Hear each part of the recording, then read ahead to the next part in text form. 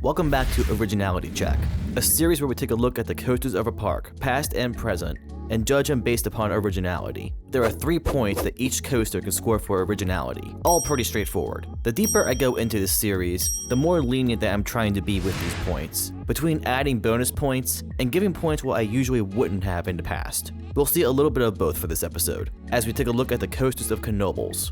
I've been wanting to include smaller parks in this series, so what better park to do than Knoebels? I've been to most amusement parks in the country, and Knoebels hits like no other park does. Knoebels truly is a gem of a park, still in my top 5 favorite parks of all time. Knoebels has had 9 coasters in its history since it opened in 1929. With 9 coasters in its history, Knoebels could score up to 27 points for originality. Now before we get impulsive with the originality of Knoebels, be sure to send a whirlwind of likes on the video. Also cause a twister of new subs to the channel. Look, there's only 9 coaster names to work with, and none of them are really pun worthy, so that's the best I got. Like always, we will go in order from the first coaster to open to the latest. High Speed Thrill Coaster. Despite its name, this was a kiddie coaster that operated at the park from 1955 to 2008. This stood where Cosmos Curves currently is today. It honestly looks incredibly similar to Cosmos Curves. This did originally open at the park. Was it a clone? It's hard to know for sure. This was made by Overland Amusements, who only ever made 5 coasters in their history. All of their other coasters have very little documentation of them, and I couldn't find any photos of them. High Speed Thrill Coaster is the only one of their coasters that I could find any photos of and any confirmed dates of operation. Since I'm trying to be more lenient in this series, and that I cannot find any solid proof as to whether this coaster was a clone or not, I'll go ahead and give it a point here. If anybody knows that I'm wrong about this, please let me know in the comments. Despite the name being rather deceiving, it is an original name. 3 points for High Speed Thrill Coaster.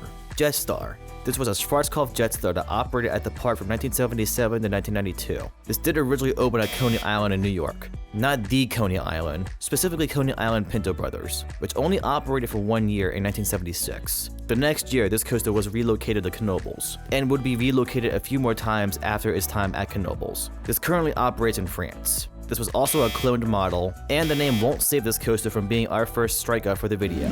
0 points for Jetstar. A strikeout for a park with such a small coaster lineup definitely hurts the park's score. Let's see if the rest of the park's coasters can help boost the score up.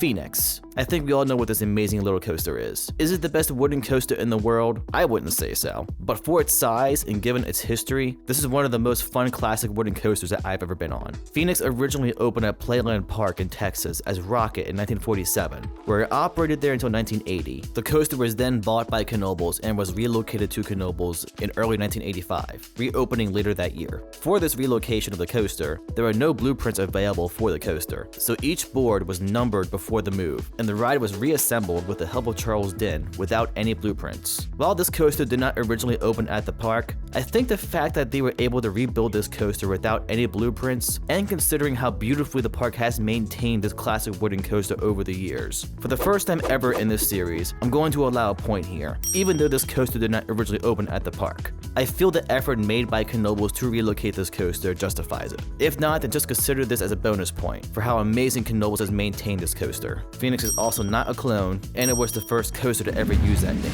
3 points for Phoenix. Twister. This coaster was built in-house and opened in 1999. This is an extremely impressive coaster to be built in-house by a small family-owned park. This easily looks like it could have been built by CCI or another legit manufacturer. If you love laterals on a wooden coaster, then this coaster is definitely for you. Twister did originally open at the park. It isn't a clone. While Twister did have plans adopted by Mr. Twister at Elitch Gardens and had many similarities to it, it was not an exact clone. There are plenty enough differences for me to give it a point here. The name has been used quite a few times before this coaster. I almost considered giving it a point here, as the name Twister for coasters fell off the face of the earth in the late 1930s. Twister at Knoebels was the first coaster to use that name in a very long time, and is currently the oldest coaster to operate with that name. While I am trying to be more generous with points in this series, I don't feel like giving a point here is fair. However, I am willing to give it a bonus point for the fact that this coaster is built in-house. And going forward in this series, I will give bonus points for any coasters that are built in-house by the park.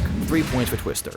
Whirlwind. This was a Vekoma MK1200 coaster that operated at the park from 1993 to 2004. This was relocated from Rye Playland in New York, so no point there. It was a cloned model, and the name was not original as well. 0 points for Whirlwind.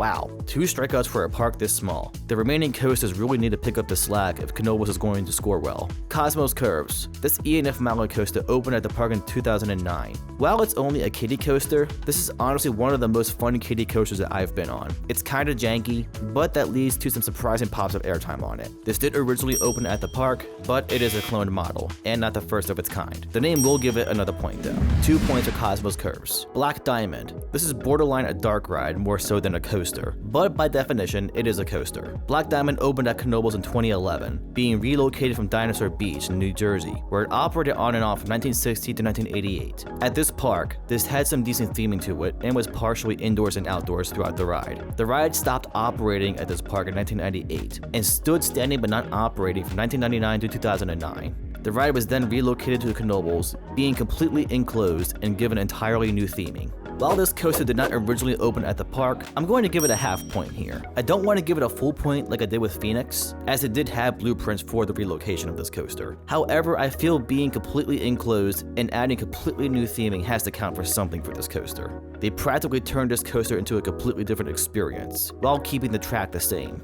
Not sure if I'm being too generous here, but you guys have been wanting me to be nicer in this series, so there you go.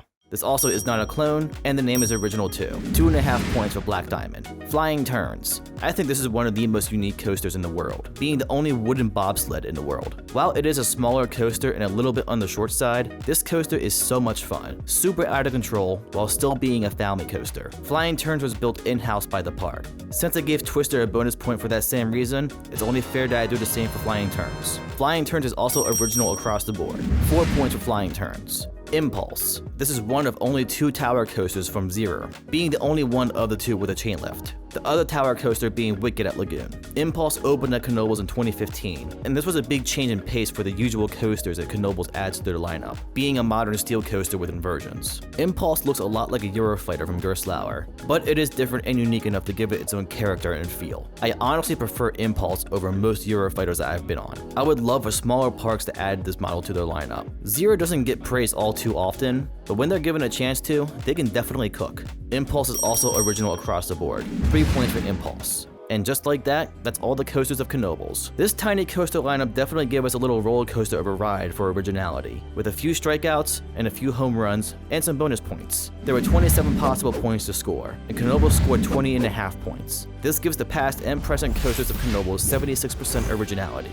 Not gonna lie, after that second strikeout, I was very worried that this park was not going to score well, but a few home runs did help pick up the slack, as well as a little generosity with bonus points. As I said earlier in the video, Knoebels really is one of the best parks in the country. The old school charm in such a beautiful setting just can't be outmatched by any other park in the country that I know of. If you have not been to Knoebels yet, you absolutely must make an effort to visit this park. On top of some solid coasters, they have an amazing selection of unique and rare flat rides. The food here is very cheap and honestly really good, especially some of their desserts. This is a park that you can easily spend an entire day at and still not get everything done. I know many enthusiasts just tag Knoebels on a trip as a half day, then venture to Hershey Park for the second half of the day. But I would absolutely recommend spending an entire day at Knoebels. Really take some time to take in everything that the park has to offer. There's a lot of neat history here, and so many quirky little details to appreciate about this park. Also, the ride operations are no joke some of the best in the country. I'm not exaggerating. I've seen the crew at Phoenix unload, load, and dispatch a train in under 30 seconds. Seriously, why can't every park be like this? Knoebels, please, never change. Don't stop being you. And that will do it for this episode of Originality Check. I'm very glad I took the time to give the Knoebels their own episode in this series. I've been wanting to do some smaller parks in this series, and this was the perfect park to do so with. What other parks would you guys like to see in this series? Let me know in the comments down below. Alright guys, I wrapped the video up here. Hope you enjoyed it, and I'll catch you in the next loop.